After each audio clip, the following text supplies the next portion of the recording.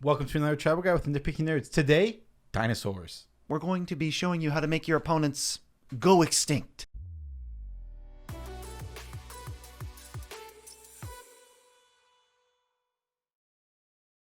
I'm your host, Joe Cherries. I'm your host, Beezy, and that makes us the Nitpicking Nerds. Another day, another Tribal Guide. If you like these, you have to subscribe to support the channel, because otherwise, how are we supposed to know you guys like these? Yeah, I guess a better thing to say would be another week, another Tribal Guide. No. But, or you could not say that. Yes. But besides, you want to be subscribed to this channel because our subscribers are 10% more dynamite.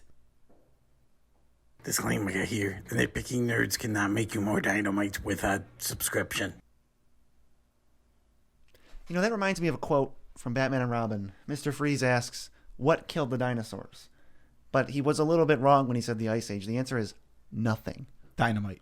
Nothing. The answer is We're dynamite. going to destroy our opponents and never lose a dinosaur because this Tribal Guide is just going to unlock the gate that you wanted. Dinosaurs, they're good. They're good now. Officially good starting today. Yeah, well, we're going to show you what in Dinosaurs is good.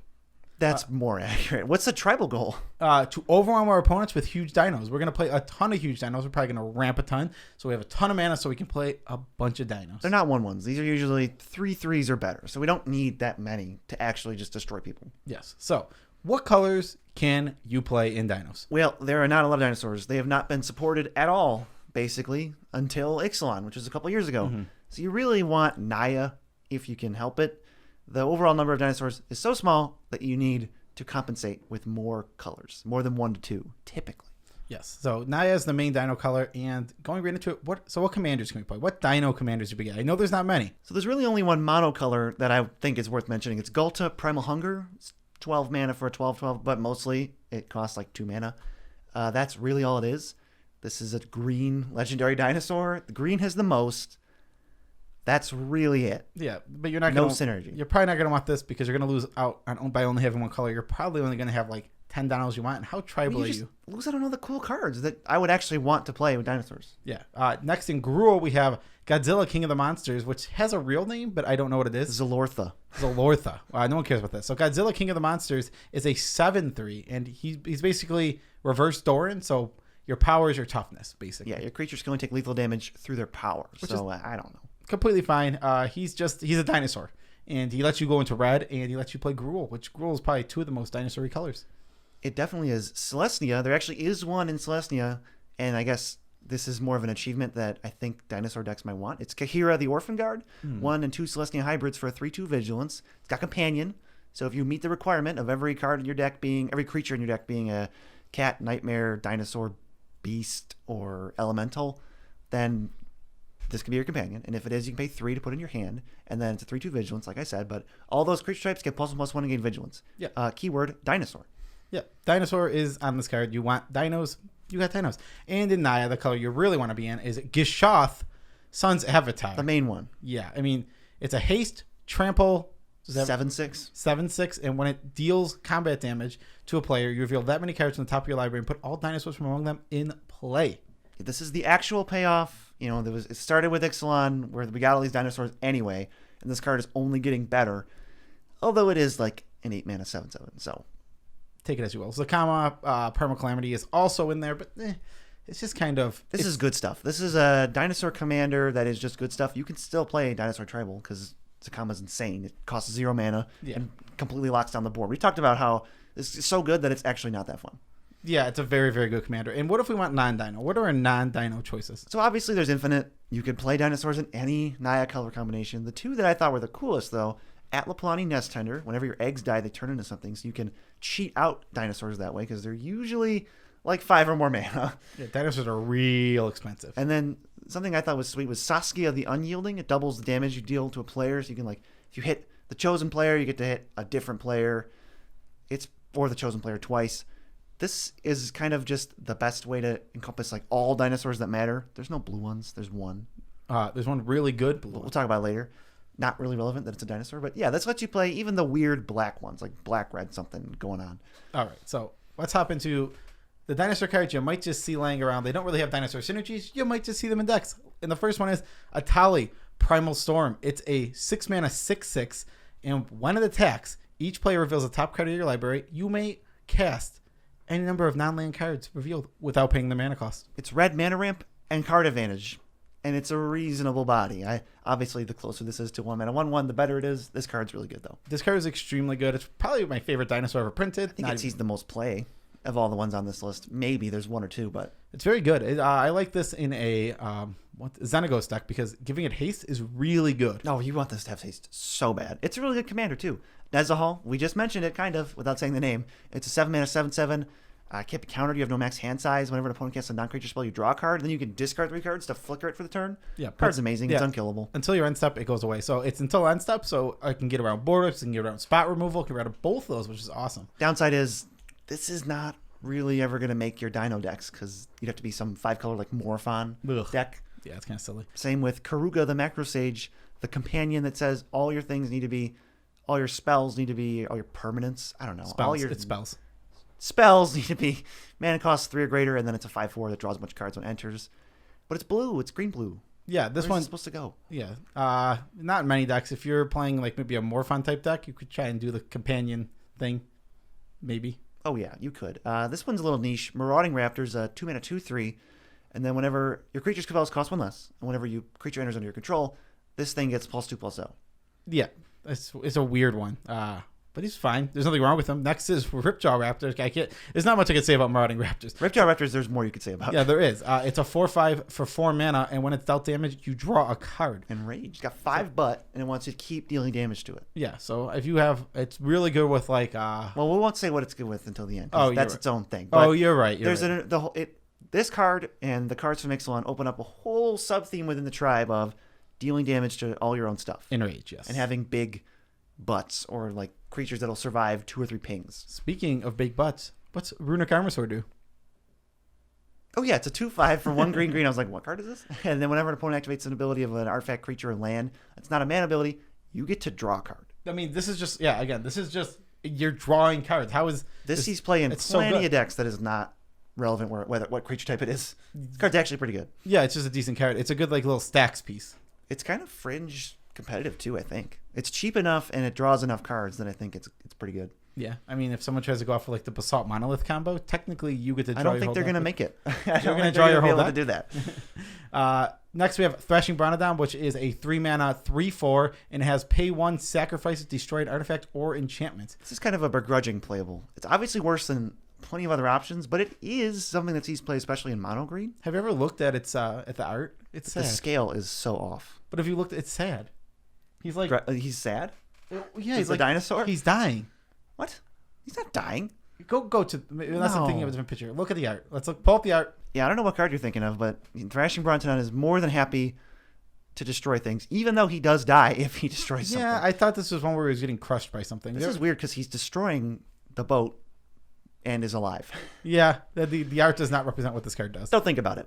Apex Altasor is a weird card that I forgot existed, but I think it does see play. It's a 9 mana 10/10.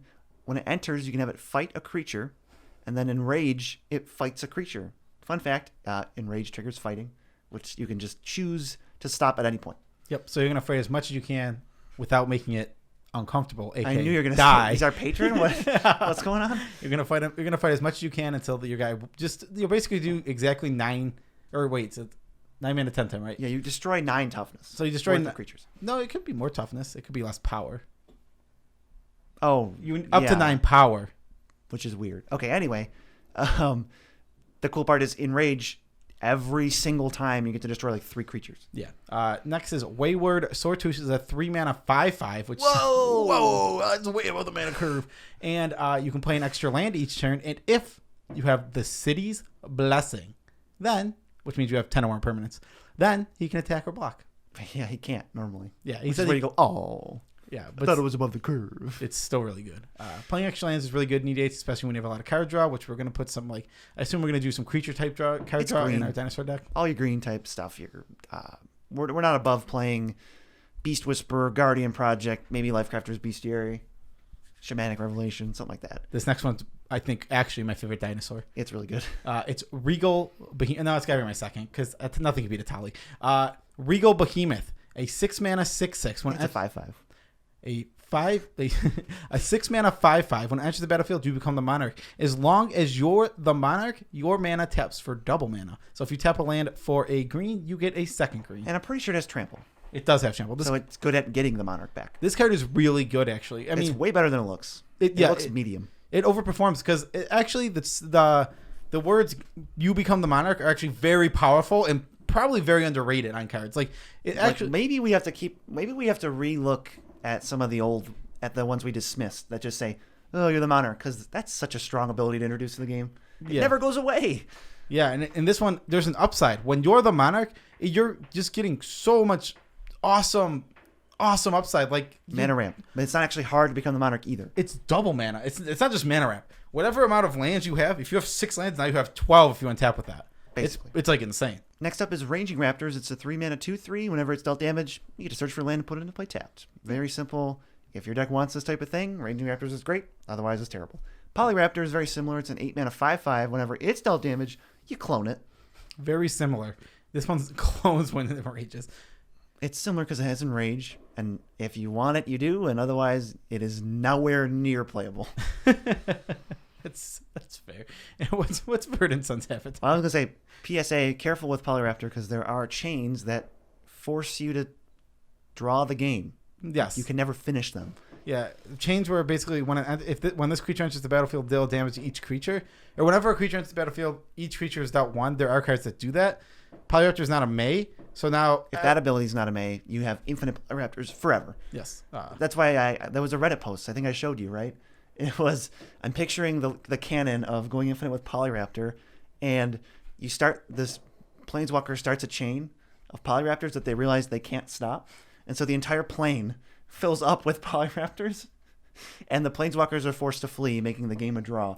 But the plane is now devoid of life because it is completely filled to its maximum capacity with Polyraptors. Not only is it filled to its maximum capacity, the universe in which it's taking place in. Yeah, whatever. If planes are universes or planets, either way, it's all Polyraptors. Yeah, every bit of space becomes Polyraptors. It'd be pretty insane. That is a lot of laws of physics being broken. It's a lot.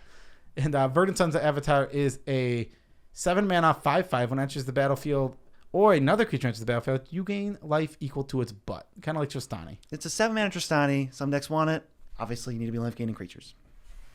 Pretty simple. Now moving on to Dinosaur Payoffs. There's not very a lot. few. Some of them are pretty loose already. Awakening Sun's Avatar is the first one. It's an 8-mana 7/7. It's a white dino. If you cast it from your hand when it enters, you blow up all non-dinosaurs. I would say that's a pretty good payoff. Oh, yeah, that's an awesome payoff for dinosaurs. Plague Wind, and also you get a body. It doesn't have double strike, you said? No, it doesn't. Oh, okay. I didn't say it didn't have double strike, but it doesn't have double strike. I forgot. Sorry. I thought I was. It's an 8-mana 7/7 without double strike. That seems fine for me. But why would I read it like that? What's Forerunner of the Empire? So it's a 4-mana 1/3. When it enters the battlefield, you can search for a dinosaur, put it on top of your deck. That's already good enough. We've already played that. Whenever a dinosaur enters, you can have this guy deal 1 to each creature. Yeah, so that can trigger Enrages, which a lot of dinosaurs have, which works out perfectly. Just don't kill your dinosaurs. Yeah. Just don't hurt them. Oh, you're going to hurt them. They like being hurt. No, they don't. They're enraged. Oh, yeah, I guess they get mad. It's kind of messed up. Whatever. Let's not think about it. Yeah, let's not even think about it. Yeah. I want to read a couple of mana dorks. Otapek Huntmaster says your dinosaurs cost 1 less. It's 2-mana 1/2, and you can tap it to give a dinosaur haste. Works with Atali pretty well. Turn 5, you get to swing with nothing else. Atali is awesome. And then Atsukan Seer is similar. It's 3 mana for a 2/3. It taps for a mana of any color, but you can sack it at any time to return a dinosaur from your graveyard to your hand. Ooh, yes, I like that one a lot too. Like, get back your best dinosaur at any point in the game. Maybe you could, if your commander's got a ton of attacks, maybe let it die and return it to your hand with this. I like that this is Eternal Witness for dinosaurs, but it has functionality early. Yeah, exactly. You just play it, and then whenever you need it to be Eternal Witness, it is. Yeah, exactly. You turn it into your biggest channels. Like I said, get back your like everyone's gonna kill your Gashath like or 4 your times. Atali. Or your Atali like 5 times. So get it back. Yeah. Regisaur Alpha is 3, a red, and a green for a 4/4. When he enters, you make a 3/3 dinosaur, and other dinosaurs you control have haste. So you make a 3/3 with haste. And trample. Yes, and this is 7 power. 7 power For 5 mana. For 5 mana. Yeah, that's literally nothing in Commander, but it's another good way to make 2 dinos for 1 body and give all your dinos haste. I mean, that is a good rate over 2 bodies. In Commander, it's and then giving all your dinosaurs haste on top of that. Like, that's just a good rate. it's a good card in Dinosaurs. Yeah, But if you're not getting haste, it doesn't matter. Well, obviously, it's poop. It's a poop. I just said that. That's all I said. Well, yeah, but it gives haste. Agreed. Thundering Spineback is a 7-mana 5/5 Dinosaur Lord. So now you have a 7-mana 5/5. Now you want all your dinosaurs to get +1/+1. But you can pay 7 mana and make a 3/3 Trampler. Savage Stomp is 2 and a green. You put a +1/+1 counter on a creature that you control, and then that creature fights a creature you don't control. But if you're targeting a dinosaur with this, it costs 1 less. Or no, 2 less. It only costs a green. It costs 2 less, yes. So basically, this is Dinosaurs to Plowshares. I just came up with that now. That was not scripted. That was really good. Was it? No, it really wasn't scripted. I know it wasn't But scripted. it was good. I don't. That's Let us know in the comments out of 10 how good that joke was, because I thought it was pretty good. I'm proud of it. So 3. Let's get to non-dinosaur cool stuff, cards that often paired with dinosaurs but have no actual dinosaur text that say, hey, play dinosaurs. Yeah. First is Pyrohemia. This is 2 red for an enchantment. You can pay a red to deal 1 damage to each creature and each player. And if there's no creatures on the battlefield, you sacrifice Pyrohemia. But we always want creatures. They're going to be our creatures. Jaw Raptor. Oops. I'm going to draw 3 cards every single turn. Yeah. So Pyrohemia is pretty good. It's just It's amazing. It is a functionally in these decks. It's a one-sided board wipe that draws you a bunch of cards and ramps you. Yeah, and it definitely picks off dorks. Elves hates this card. Elves dies to this card. They don't hate it. They lose. Well, yeah, that's why they hate it. They don't hate it for very long. Well, yeah. And they shuffle up and play the next game. Well, they die and then they cry in the corner and they hate it. Then they scry.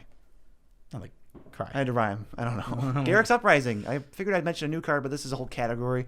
There's like Elemental Bond and Garrick's Uprising and all these types of cards. When a creature with big power enters, you draw a card. Yes, but Garruk's Uprising is even better than that because 2 steps better. 2 steps better because when it enters the battlefield, you draw if you control a creature with power 4 greater, and it gives all of your creatures trample. Just straight up, they all get trampled. This card's really good. This card is very good. This card is, I think we missed it, but I think it might have actually been in the top 10. This card is very good. I don't know. N21 was better than people gave it credit for.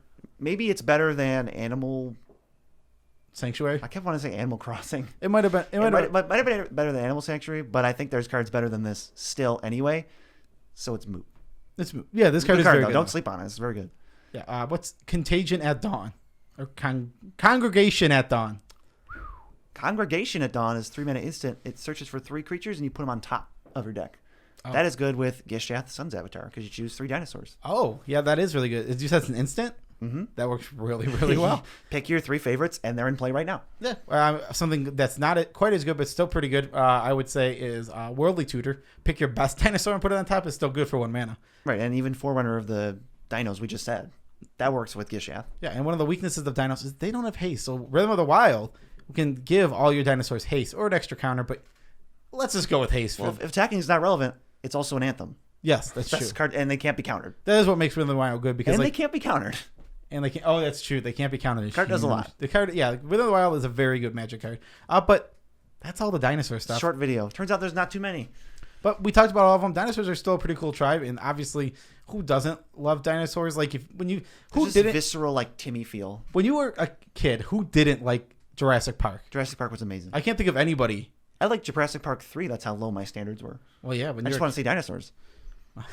Jurassic World also cool, even though it was like weird cash grab thing. Even though the movies aren't great, they're still cool. They're loose. They're loose at best. Yeah. But special shout outs to all of our patrons. We love you all as much as we can without making you uncomfortable. If you would like to become a patron, you can click on the link below to go to patreon.com and get some sweet stuff. We're doing giveaways. We're doing. You can get some pins. You can get some. What else? What else we got? Well, this month, right? Every month we do a giveaway. Every month we do a giveaway at the end of the month. So if you're a patron by the end of July, you're entered to win. Little Hydra package we have. Cards are on screen. You will win these cards if you win the thing. So you're incentivized to maybe be a patron. Maybe stick around for those benefits. Maybe win some giveaways. Yep, it's Colonian Hydra, Pelokrinos Unchained, and Voracious Hydra. Ooh. The theme is Hydras and +1/+1 counters. I don't think anybody need to know that. And green cards. And rares / mythic rares. Cards released in the past 10 years. Let's see. Cards in the second 2/3 of the alphabet. Also, you can go to tcgplayer.com, support us with the link in the description, buy what you want from the link. We get kickback on the order. And you can go to buymecoffee.com if you want to skip all that and just give us money directly. Yep, we'll shut you on the channel if you do that. And if you can't get enough of me, and sometimes never busy, then you can check me out on Twitch. I stream weekdays from 10 a.m. to 4 p.m. Eastern Standard Time. Check me out on there. I'm going to, in the next couple weeks, be playing more games. I've been playing mostly Magic, mostly Arena for now, but as soon as I get my cool capture card that I just ordered today, I'll be doing I'm going to try some Mario Maker because I love me some Mario Maker. I'm going to do some. Even though you're bad at it. Oh, of course I'm bad at it. Of course. That wasn't implied for them. I mean, Mario Maker is a hard game. It's just Mario. Yeah, but have you ever played Kaizo Mario? I will never play Kaizo Mario. Kaizo Mario? That is like we'll just move into the tidbit about our lives. That just sucks all of the fun out of it. Oh, see, I'm going to try and get better at Mario Maker because I do enjoy it so much. And also, get hyped because me and BZ's first non-Magic video for the channels are going to be coming soon. We're going to be... It's an LP, right? Yeah, we're going to be doing a long play with voices. An LP is not a long play. An LP is a let's play. Oh, how embarrassing! Well, it's a long play in terms of music. It's an LLP, a long let's play. Yeah, but it's gonna be a long play because we're gonna be looking for secrets. We're gonna be having fun for the new Paper Mario Origami King, right? Paper Mario the Origami King, something like that. It looks amazing. I don't know. We both love that video game series. Paper Mario 2 is my favorite game. You love I love Paper Mario. We just played through Paper Mario 2 less than 6 months ago, and we had a blast. Yep, we're gonna be streaming probably the whole game. It's not gonna be, we're not gonna beat it fast but we're gonna beat it, and all of it's gonna make it onto YouTube, and that's gonna be some bonus. That's gonna be all bonus content for you guys. Yeah, I just got fingers crossed that we're gonna fix the whole combat thing because we gotta fix the characters and the combat because the last game, Color Splash, was like amazing. It was so funny and like charming, but they had like a couple flaws. Yeah. So let's just go back to the original Paper Mario formula. We want 1,000-year door, but with more. 1,000-year more. The 1,000-year more. I think we're done. We're done, and I hope that you guys couldn't hear all those fireworks this whole time. Peace out, Tribe Scout.